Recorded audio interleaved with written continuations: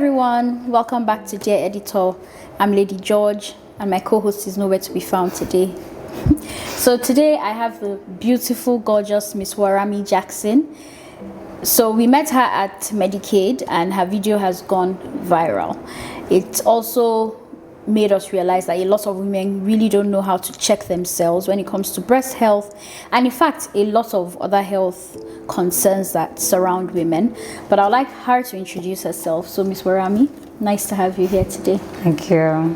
I'm Warami Jackson and the founder of the 1 in 10 Collective, which is a women's health organization that empowers women through advocacy, education, and getting them well informed about various symptoms that come with several women's health diagnoses. So they're informed and empowered and can do something about it.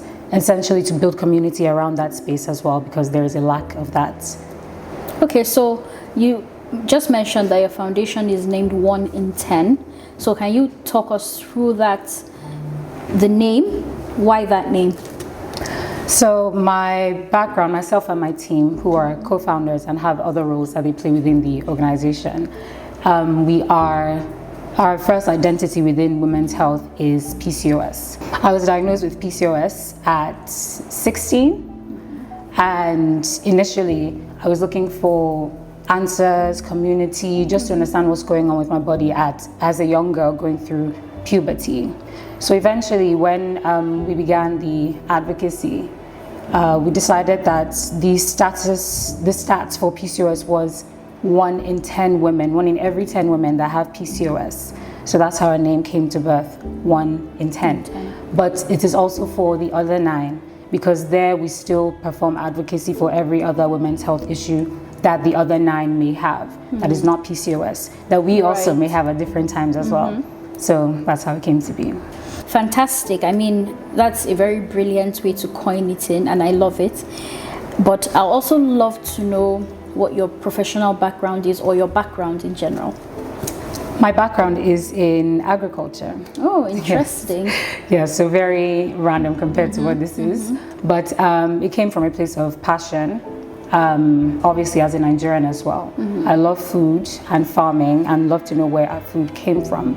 And as I went further into my professional life, obviously food has a lot to do with the nutritional content, ingredients. So I went further to go into personal study on what that does and how it also affects like hormonal balance. So I tied it into my diagnosis as well as the things that I was learning. And I used that as a platform to also inform women on my own experiences with food and how, while it is not a one-size-fits-all as medicine, it has healing properties as well in combination with medicine, etc. So that definitely gave me some directive and some professionalism when it comes to being sound in what we speak about. Okay, I like that, because I know that a lot of women's health concerns also stems from what we eat and how we consume it and all that. So I even love that you actually have that background, you know. So for now, why do you think that breast cancer is still something that is very difficult to have as a conversation and is overlooked in so many communities? I definitely think with breast cancer there is a fear factor. Right? So essentially people do not want to get checked for the sake of finding something that may be harmful to them. So they just overlook the matter until it becomes detrimental to their life or their health, if it ever gets to that point. So I think that's kind of hindrance stops them from going forward with it. There's definitely also access issues. So even when women may find that some things are wrong with them, in a lot of communities there's a lack of access, a lack of funding to be able to get treatment or to get checked, which now causes a disparity between the people who actually want to get help and the ones who, you know, are not informed enough to get help. Yeah. What is early detection? What does it mean?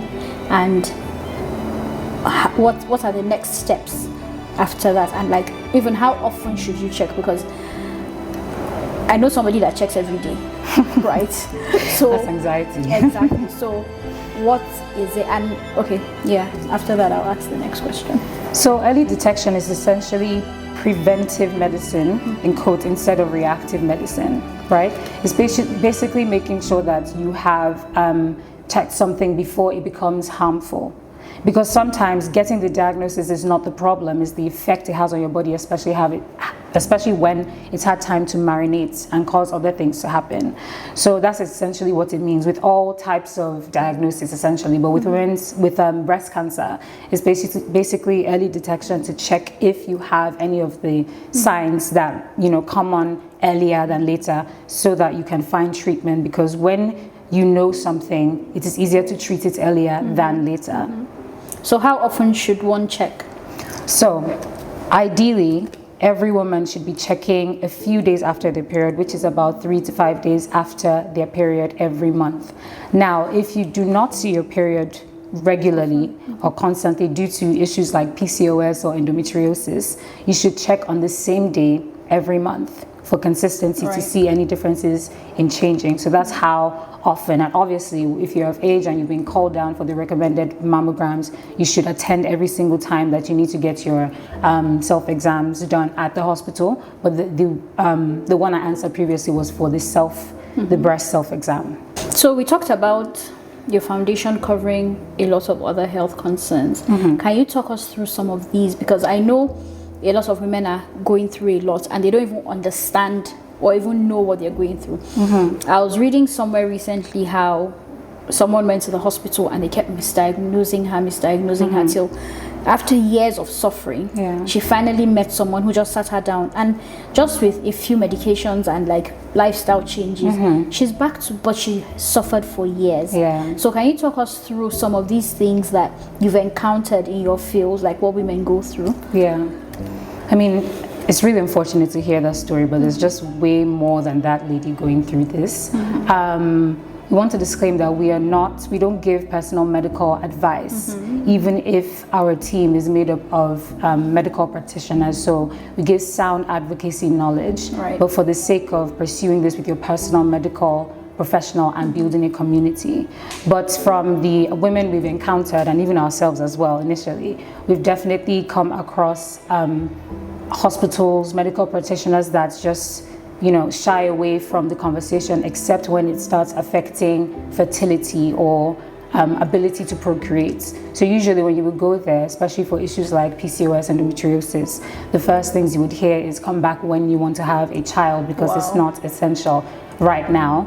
But like you said, we need to build the habits and the lifestyle changes from the get-go in order to get to a place where you are not managing the situation, you're thriving even if you have a diagnosis, because it doesn't define you at the end of the day.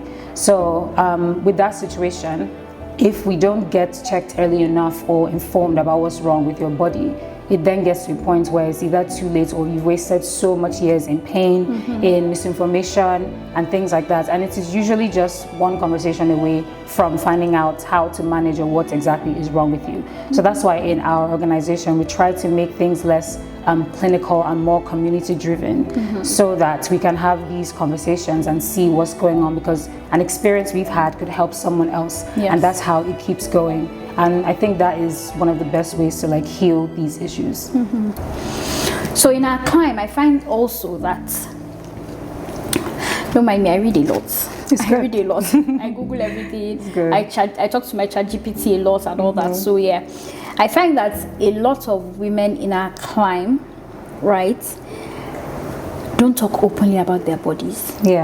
It's tough. Even in your friend groups, it's very rare or very few that would openly say, oh, me, I'm going through this, or sometimes when people even say, they'll be looking like, why did you say it? Why did you say it? So how can we help women to be more like exhale, and be okay? I think if I were to give one answer for that, it would definitely just be starting the conversation. Everyone, when you end up talking about something, you hear people saying, oh my God, me too. There's a lot of me too culture, meaning we're just, one conversation away from opening up all these things. I think the reason ties into culture as well, because at the end of the day, in our culture, we see, for example, breasts as a sign of femininity, sometimes even over-sexualized. So when we want to talk about these things, it may just be like, oh, it's not right, it's inappropriate, etc., which then becomes a problem, because the day there's anything wrong with anything that has to do with, you know, a woman's breast or any other topic that they don't want to talk about that has to do with fertility, then nobody, like, silence kills in this situation. So it's definitely just opening up the conversation. I've definitely stopped being shy about it, and that has led friends and even strangers come up to me and be like, is it okay if I talk to you about this? And I'm like, of course. And in providing empathy, I also relate with them that, see, I struggled with this as well. I've had this, because it could come off as like, there's a lot of isolation and rejection and fear when it comes to bringing up these things as things you have. So that's why people just tend to stay away from it. It's also our primary environment, because we've, especially the older generation, we've grown up with parents who don't necessarily encourage these conversations. You know, we've grown up, if there's a situation where it was a man who brought up a young girl as well, that disparity, so they're not used to having these conversations. In situations where it is one girl and many brothers, you know, not comfortable being you know, naked or talking about your body as it is growing amongst people, these are the reasons why it is so closed off, you know.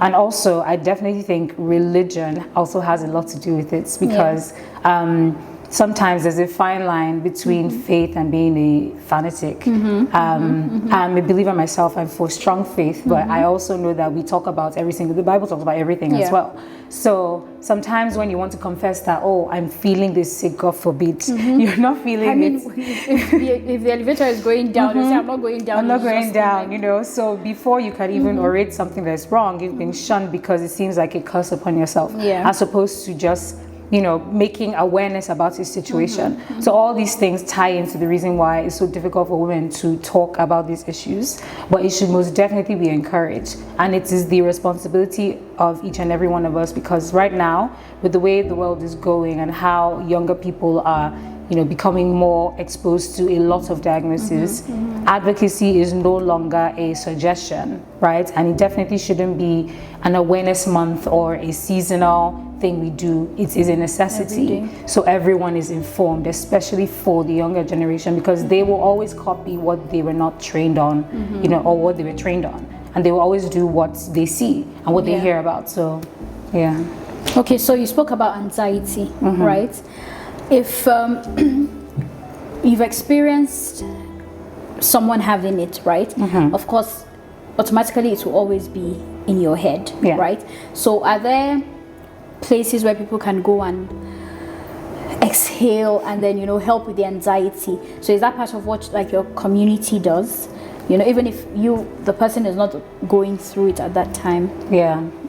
So in our community so far, when women come with any diagnosis that have to do with something that they don't understand, we've had testimonials of them feeling like there's a breath of fresh air after they've discussed it, especially if it's something that we've gone through, or especially when they've spoken to someone that has experience as a medical doctor. Obviously just providing community education on the matter, as opposed to medical advice on what to do next. So when you have someone who's a helping hand, like a bridge to connect you to where to get essential help, that's always a breath of fresh air, and that is what we try to provide in our organization. For breast cancer in itself, we've had women that have someone who's had breast cancer, and then could be the middle gap that goes to provide that breath of fresh air, like, okay, we could do this, we could do that. And moreover, like, at the end of the day, sometimes it's not the cancer that kills you, it's the spirits, the fear, all these things. And the moment that you have optimism, you're strong in your faith, depending, you will definitely be in a much better position if your mental health is, you know, sound, to beat the cancer. But when it's already gotten your spirit down, I think that kills faster than the cancer itself. Okay, so what are some early signs that one should look out for?